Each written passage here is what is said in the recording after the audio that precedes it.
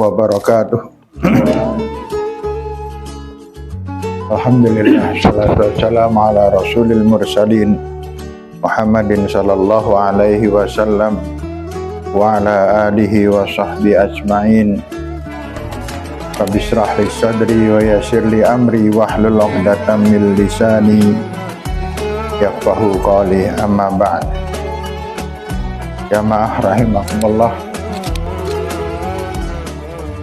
Alhamdulillah wa syukurillah, sampai hari ini Allah terus memberikan rezeki kepada kita berupa sehat. Semoga sehat lahir dan sehat batin.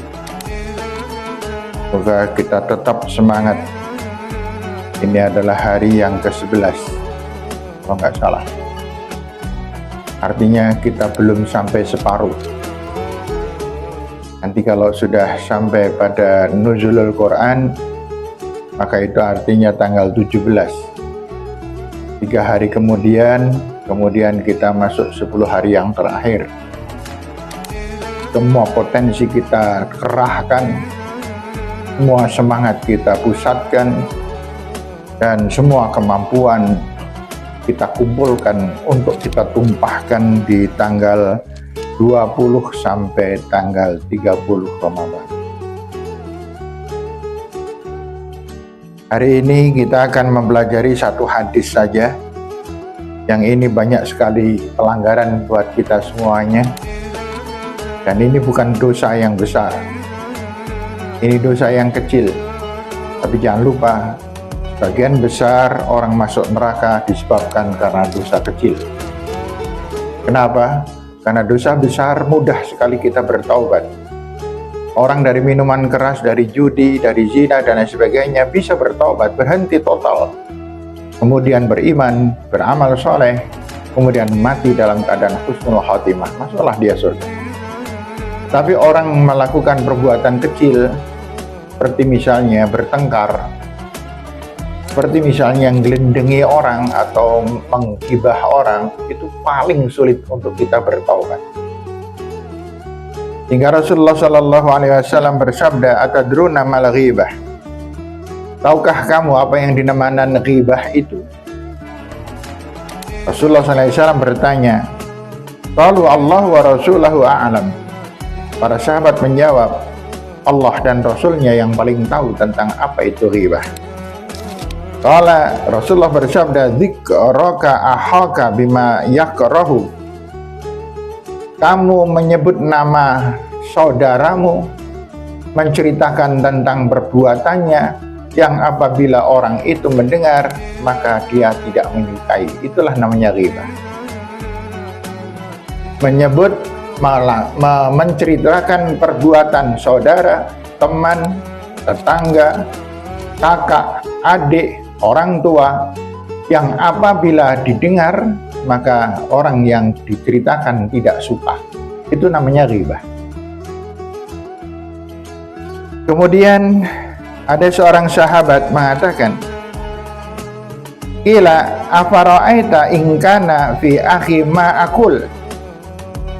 Wahai Rasul, lah kalau yang kami bicarakan itu adalah memang nyata.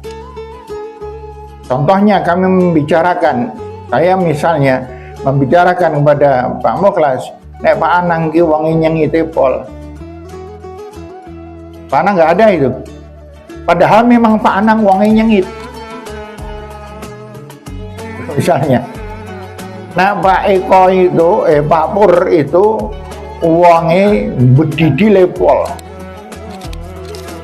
Dan memang orang itu pelit. Bagaimana itu?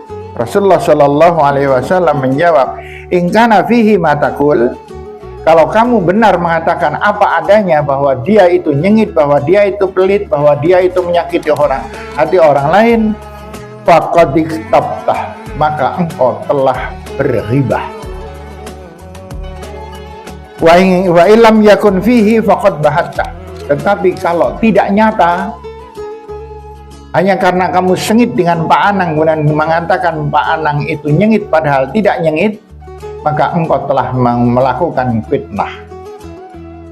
Mengatakan Pak Pur itu orangnya pelit, padahal Pak Pur orangnya sangat dermawan, hanya karena saya sebel mangkel dengan Pak Pur, maka itu namanya fitnah. Lebih besar lagi dosanya.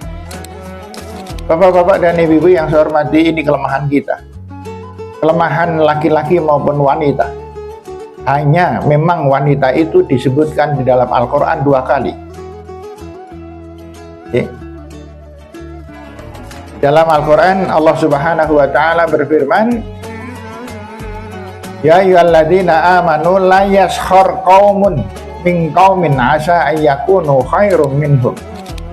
Wahai orang-orang yang beriman, wahai orang-orang yang beriman laki-laki maupun perempuan, janganlah kalian suka hina menghina antara satu dengan yang lain, sebab bisa jadi yang dihina lebih baik daripada yang menghina. Dan Allah Subhanahu wa Ta'ala meneruskan, wala ya ayyuhalladzina amanu la yaskhar qaumun min qaumin asa yakunu khairum minhum wala nisaun, dan juga wanita.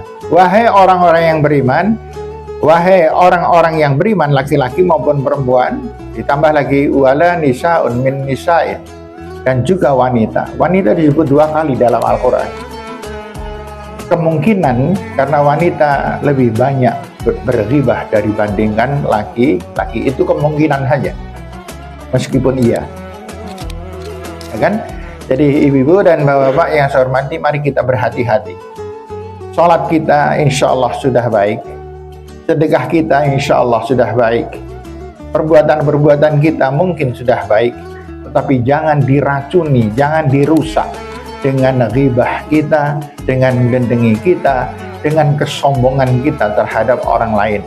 Orang yang suka berghibah artinya orang yang sombong. La yadkhulul jannata man kana fi qalbihi mithqala habbatin min kibrin. Tidak akan masuk surga orang yang ada di dalam hatinya 1 titik kesombongan. Orang yang menjelekkan orang lain menganggap dirinya lebih baik, itu sombong.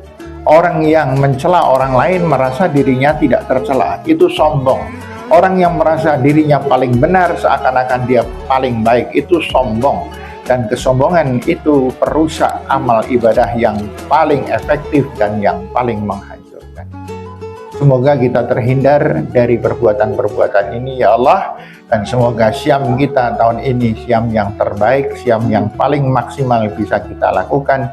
Dan semoga tahun depan kita masih bisa ketemu lagi dengan Ramadan dan kita puas-puaskan amal ibadah kita di dalam. Amin ya rabbal alamin. Mohon maaf apabila ada keliru dan salah. Billahi taufiq wal hidayah. Assalamualaikum warahmatullahi wabarakatuh.